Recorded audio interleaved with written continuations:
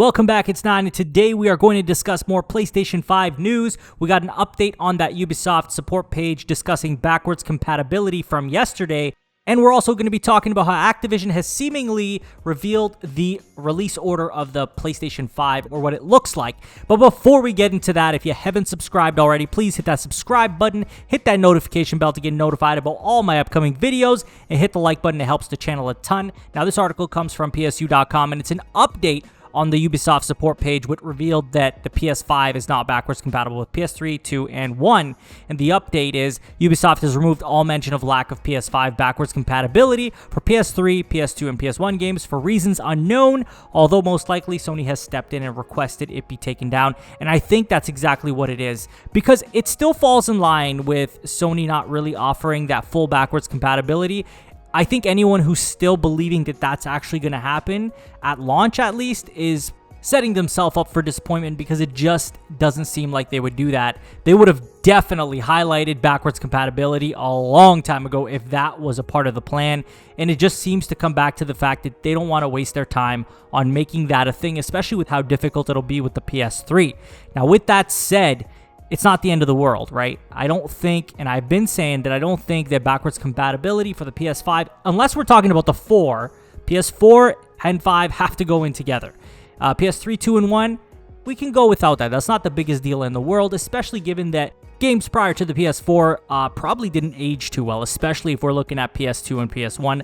Now, I do love my PS1 classics, don't get me wrong. I really do enjoy those games. That's actually my favorite PlayStation console of all time. So, I'm not saying that there's no good games there, or that there are no playable games in 2020 there. It's just that I think it's not the end of the world. Their focus is on PS5 and PS4 backwards compatibility, and that's okay with me. Although I do totally respect that a lot of you do care about it, and there's nothing wrong with that at all. And maybe we get that down the road, but I just don't see that being a thing at launch. On to the next topic. We are discussing an article that comes from WCCFtech.com, and it looks like somebody who goes by the name of Rian Van Wyk spotted a notice at the end of the Call of Duty Black Ops Cold War trailer, and it indicated that on PS4, it's releasing on November 13th, PS5 coming holiday 2020, which highlights US and Canada, and a PS5 coming late 2020, rest of the world. So does that line up with the release schedule of the PlayStation 5? And that's kind of what people are getting from this. They're thinking, well, maybe there is going to be a staggered release, and maybe it's starting in the US and Canada. We're talking about North America, and then after that, it's going to go over to the rest of the world, but still launching within the same year. So technically still sticking to that schedule, although they did originally say that they wanted to do a globalized release, but it looks like that will not be possible, at least not day and date. This is going to be spread across the entire end of the year. So it looks like we could see this happening from November 13th all the way down to the end of November. I just don't see them doing it in December, but I could be wrong, right? These are unprecedented times. Things are a lot more difficult than they would have been otherwise. So it's not impossible to imagine that they could be releasing to the rest of the world in December. But this is good news for people in the US and Canada, so that includes myself.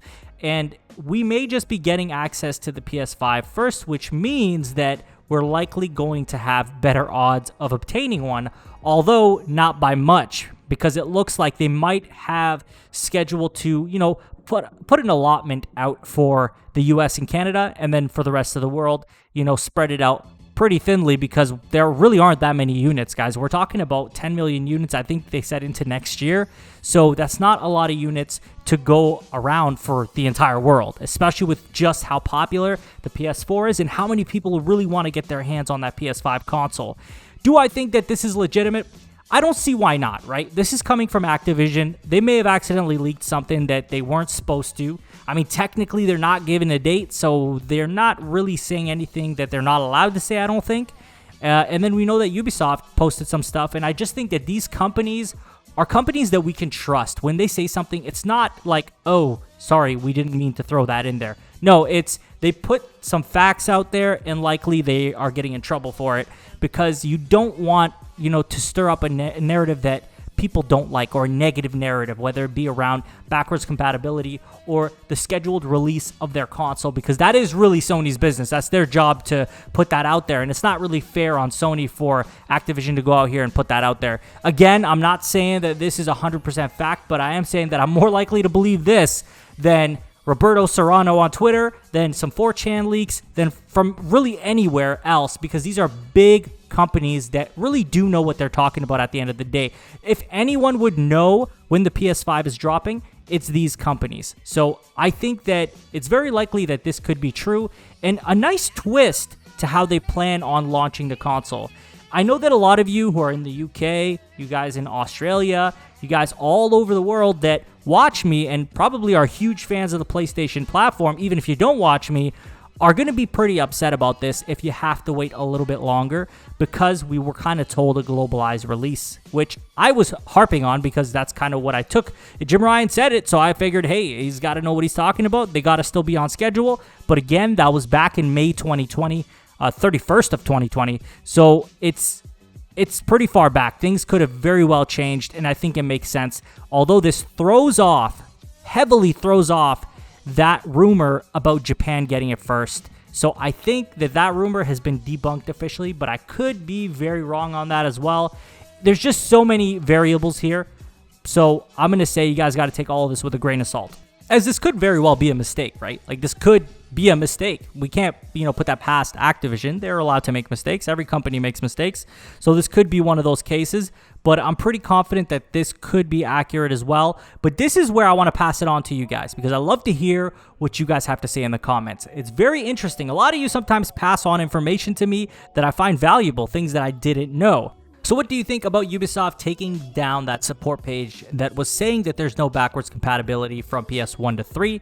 And lastly, what do you think of this alleged leak or alleged accidental reveal from Activision stating that the PS5 is coming holiday 2020 in US and Canada, and PS5 coming late 2020 in the rest of the world? And that applies to the Call of Duty release date. It's not specifically talking about the PS5 release date, but the reason, again, that people think that this could be talking about the PS5 release date is because it says on PS4 November 13th, and then it has different dates for North America and the rest of the world. Let me know in the comments, and as always, if you haven't subscribed already, please hit that subscribe button, hit that notification bell to get notified about all my upcoming videos, hit that like button, it helps the channel a ton. Follow me on Twitter, link will be in the description. Share this video with a friend, and I will talk to you all on the next one. Take care.